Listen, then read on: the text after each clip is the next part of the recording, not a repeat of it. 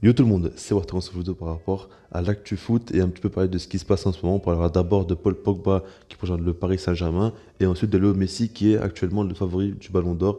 J'expliquerai ça plus tard. Mais voilà, je fais une vidéo comme ça parce que ça change un petit peu de ce que je fais d'habitude. Là, ces derniers temps, on parle énormément de l'Euro, tout ça. Et c'est vrai que ça peut faire un peu du bien de parler d'autres choses, surtout qu'en ce moment, il n'y aura pas de match. Jusqu'à vendredi, avant les quarts de finale, il n'y aura pas de match. Donc ce serait plutôt une bonne chose pour moi de parler un petit peu d'autres choses, de ce qui se passe par rapport au mercato, par rapport à l'actualité, tout ça. Et donc voilà, on va commencer maintenant par Paul Pogba qui rejoint le Paris Saint-Germain. Et c'est vrai que l'info, elle n'est pas si surprenante que ça parce qu'on sait très bien que c'est un joueur qui a intéressé pas mal le Paris Saint-Germain. Maintenant, ce qu'il faut savoir, c'est que là, il y a de fortes chances qu'il quitte Manchester United. Il ne restera plus qu'un an de contrat maintenant. Et United ne veut pas le faire partir gratuitement, bien évidemment. C'est un joueur qui a une grosse valeur marchande. En plus, ça, il fait un gros euro. Donc, du coup, il pourrait trouver un accord. Ce qu'il faut savoir, c'est que le PSG devront quand même payer cher, hein, parce qu'on parle quand même de 80 millions d'euros demandés par Manchester United pour seulement un an de contrat. Maintenant, comme je dis, c'est un joueur qui a une grosse valeur marchande, qui a fait un gros euro. Donc pour moi, ça me choque pas tant que ça. Mais voilà, je donne un petit peu mon avis. Déjà, ce qu'il faut savoir, c'est que pour moi, franchement, du côté de l'équipe de France, le joueur qui avait fait le meilleur euro, seulement il n'y a pas vraiment de débat, c'est Paul Pogba. Alors, beaucoup parleront de Benzema ou quoi, mais il faut arrêter de parler toujours des stats et des stats. Au bout d'un moment, il faut aussi prendre en compte l'apport d'un joueur sur le terrain. Et Pogba, dans cet euro-là, ce qu'il a apporté, c'est colossal. Parce que certes, face à la Hongrie, il n'a peut-être pas été au top, mais mis à part ça, il a fait que des gros matchs. La seule erreur qu'il a fait, c'est face à la Suisse quand il a perdu une balle bêtement, qu'au final ils ont marqué. Mais mis à part ça, il fait un euro de patron. Et pour moi, il a vraiment été exemplaire, il n'y a rien à dire. Il est beaucoup trop fort, on le voit. Le problème avec Pogba, en fait, c'est qu'on se dit toujours qu'il a besoin d'être dans une grande compétition ou limite dans un tournoi final pour enfin montrer toutes ses qualités. Parce que c'est pas un joueur qui est très régulier, mais une fois qu'il est à son vrai niveau, franchement, c'est l'un des meilleurs milieux de terrain au monde, si ce n'est le meilleur. Franchement, il m'impressionne énormément. Il a tellement de qualités, ça on les connaît toutes, hein, mais franchement, c'est fou. En plus de ça, il a un côté leadership, patron. Il parle beaucoup avec ses coéquipiers, tout ça. Franchement, moi, la vérité, il m'impressionne beaucoup. Et de le voir revenir à un tel niveau, je pensais pas qu'il aurait pu le faire dès cet euro-là. Donc là, maintenant, c'est sûr que le PSG est fortement sur lui et c'est pas le seul club qui est sur Paul Pogba. Il y aura beaucoup de clubs qui vont essayer de le recruter et surtout United qui va tout faire pour le prolonger. Mais voilà quoi. Maintenant, par rapport à ce transfert-là, qu'est-ce que j'en pense? Déjà, je pense que pour Pogba, rejoindre le Paris Saint-Germain, je sais pas si c'est la meilleure des choses. Parce que je dis pas que le Paris Saint-Germain est un club trop petit pour lui ou quoi. Mais en fait, je dis ça par rapport à sa façon d'être. On sait très bien que Pogba a du mal à être régulier et il prend pas assez de choses au sérieux en fait. On le sait. Il est sérieux que quand il arrive en Ligue des Champions ou quand il est en Coupe du Monde, en Euro, en grande compétition, tout ça. On le sait. Et imaginez-vous si maintenant il joue en Ligue 1. En Ligue 1, franchement, il ne se donnera pas à 100%. Déjà en première ligue, il ne se donne pas toujours à 100%. Alors en Ligue 1, je suis persuadé qu'il va jouer avec une nonchalance terrible. Je l'imagine avec Neymar. En plus de ça, Mbappé aussi, maintenant il est un peu comme ça si jamais il reste. Ça sera un petit peu la catastrophe. On aura que des joueurs nonchalants sur le terrain. Et après, une fois arrivés en Ligue des Champions, ils ne seront pas prêts. Enfin, moi, je le vois comme ça en tout cas. Et pour moi, le PSG, c'est pas un club pour lui. Il a besoin d'un club qui pourra vraiment le cadrer et un club où il sera obligé de jouer sérieux et se donner à fond à chaque match, comme par exemple le Bayern. Pour moi, ce serait parfait. Après, je n'imagine pas du tout au Bayern parce que par rapport à son salaire, tout ça, je pense pas du tout qu'ils seront prêts à le payer. Mais un joueur comme ça, comme le Bayern, comme le Real Madrid, un club très prestigieux et où il aura pas de quoi faire sa star ou quoi, hein. Parce que si jamais il va au PSG, par contre, ce sera vraiment la star de l'équipe et quoi qu'il fasse, il sera titulaire au milieu de terrain parce qu'il n'y a pas grand monde au milieu de terrain et parce que c'est un joueur essentiel clairement et le PSG ne pourra pas s'en séparer, on va dire, pas forcément s'en séparer, mais on va dire ne pas l'utiliser, quoi, tout simplement. Mais voilà, en tout cas, moi, je l'imagine pas forcément au PSG. Maintenant, pour le PSG, bien évidemment, ce serait une grosse recrue. Après, même pour eux, hein, il faudra voir dans quel comportement il va arriver. Parce que moi, je vous le dis, franchement, son véritable défaut, sa régularité, son comportement, le fait est que ça pas toujours très professionnel, tout ça.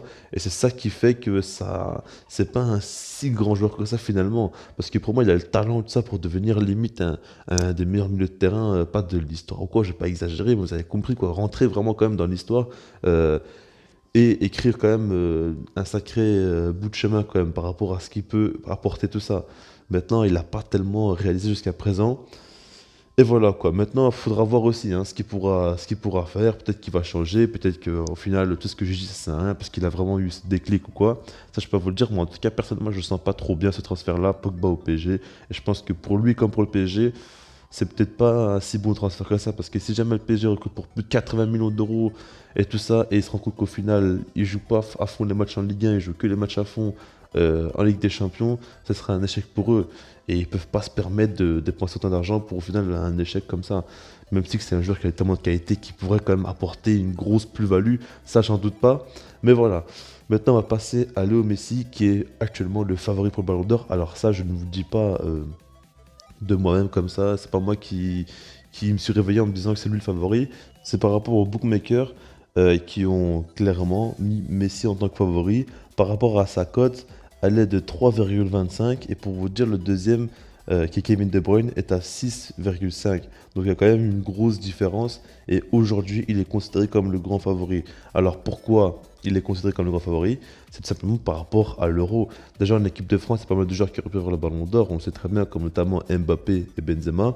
Vu qu'ils sont fait sortir au huitième de finale, ça paraît quand même bien compliqué pour eux. Et après, si on regarde à côté de ça, il y a Lewandowski qui est pour moi quand même le joueur le plus impressionnant quand on regarde vraiment individuellement. Sur cette saison, c'est quand même Lewandowski hein, qui a été monstrueux. Il a cassé le record quand même assez impressionnant au Bundesliga de nombre de buts marqués. Et après, il est quand même au top du top. Maintenant, le problème, c'est qu'à l'Euro avec la Pologne, il a rien fait du tout. Il a marqué, je crois, hein, mais c'est pas ça que je veux dire. Je veux dire, il n'a même pas passé les phases de poule, donc ça fait que c'est pas vraiment très impressionnant. Et voilà quoi, Kevin De Bruyne, certes, s'il gagne l'Euro, il pourrait être plus candidat. Maintenant, il s'est beaucoup blessé cette saison, et j'en doute vraiment qu'il puisse l'être. Et puis à Lukaku, certes, il fait une grosse saison, tout ça. Maintenant, il y a en fait, il y a des caractéristiques, tout ça, pour devenir un ballon d'or, comme par exemple l'historique d'un joueur. Et sur ce point de vue-là, Lukaku, pour moi, il part avec trop de retard par rapport à un Léo Messi. On sait très bien que voilà, quoi, c'est souvent à peu près les mêmes joueurs qui gagnent le ballon d'or. Et Messi a beaucoup plus de chances de gagner que Lukaku, par exemple. Et en plus de ça, il faudra encore que Lukaku gagne l'Euro avec la Belgique, ce qui n'est pas encore fait. Et à côté de ça, on a la Copa América. Côté de Léo Messi, ça se passe parfaitement bien. Parce qu'en 4 matchs, il a mis 3 buts et délivré 2 passes D. C'est le meilleur buteur et le meilleur passeur aussi de la compétition. Il a vraiment enchaîné de gros matchs. Et là, ils sont qualifiés pour les huitièmes de finale. Ils peuvent clairement essayer de créer quelque chose. Je crois que c'est le huitième ou les quarts, je sais pas exactement. Mais en tout cas, ils ont passé un tour là. Mais je pense que c'est le huitième de finale. Mais bref, tout ça pour vous dire qu'en gros, là, en ce moment, ça se passe très bien pour lui. Après, je ne vous cache pas que moi, je ne vois pas l'Argentine gagner la Copa América. Mais ce qu'il faut dire, c'est qu'il est en grande forme avec l'Argentine. Et puis, bien évidemment, qu'il faut aussi prendre en compte sur l'année 2021. Léo Messi, c'est le joueur le plus décisif en Europe, tout simplement, quoi. Il a mis le plus de buts et de passes D. Enfin, au total, quand on combine buts et passes D, c'est le premier. Donc voilà, ça fait que clairement, Messi est favori pour le Ballon d'Or. Il a marqué énormément de buts. Il a été quand même très monstrueux depuis le début de l'année 2021. Il a enchaîné vraiment des gros matchs. Et ça fait qu'aujourd'hui, naturellement, c'est lui le favori pour le Ballon d'Or. Surtout qu'il n'y a pas énormément de concurrence cette année. Il n'y a pas vraiment beaucoup de joueurs qui peuvent se mettre, on va dire, contre Léo Messi pour se gagner le Ballon d'Or ou quoi, parce qu'il est clairement au-dessus cette année. Et ça fait que, franchement, je le vois bien gagner le Ballon d'Or. Après, il faudra voir encore la fin de l'Euro et la fin de la Copa América. Même si pour moi, en Copa América, Neymar est loin d'être favori, même s'il gagne la Copa América en montant des triplés partout. Je ne le vois même pas gagner le Ballon d'Or. C'est surtout pour moi à l'Euro que ça se joue avec la Belgique qui peut vraiment essayer de faire quelque chose, mais même là, Lukaku et De Bruyne, je les imagine pas forcément titiller beaucoup Messi. Moi, je pense que si Messi va en finale au minimum ou fait un beau parcours, il pourra très clairement gagner le Ballon d'Or. Franchement, je l'imagine fortement. Pour moi, le seul joueur vraiment individuellement qui concurrence, c'est Lewandowski parce qu'il a vraiment fait une grosse saison en termes de buts. Il a été impressionnant encore une fois. Maintenant, le problème, c'est que voilà, en Ligue des Champions, il est sorti en quart de finale. Vous me direz que Messi, c'est en huitième, ok, mais voilà, ça n'a pas été la folie aussi pour Lewandowski, tout comme Messi, hein, tout simplement. Et après, bon, ok, ils ont gagné le championnat, mais mis à part ça, il n'y a rien eu d'autre. Et puis avec sa sélection, il n'a pas fait grand-chose. Donc Messi, il pourrait faire mieux avec la sélection. Donc on verra bien maintenant. Là, c'est juste pour vous dire qu'actuellement, Messi est le favori. On verra bien ce qui va suivre. Je vous ferai sûrement une vidéo plus tard dans les vrais où je débattrai de pour moi qui gagnera le Ballon d'Or. Mais en tout cas, voilà, comment est-ce qu'on pensait. Puis moi, je vous dis peace.